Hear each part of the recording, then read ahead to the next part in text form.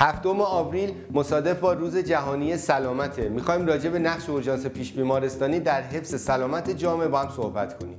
اورژانس پیش بیمارستانی نقش اساسی و مهمی در سیستم بهداشت درمان داره که برای ارائه مراقبت‌های اورژانسی به افراد حادثه دیده در شرایط اضطراری و بحرانی طراحی شده. اورژانس پیش بیمارستانی همیشه آماده است تا با کمک تیم تخصصی و تجهیزات پیشرفته‌ای که داره به سرعت واکنش نشون بده و به افراد در زمانهای حیاتی کمک بکنه. گستره امدادرسانی اورژانس پیش بیمارستانی از تصادفات رانندگی تا نجات بیماران سکته‌های قلبی و مغزی، کاهش سطح هوشیاری و تمام موارد اورژانسی میباشد.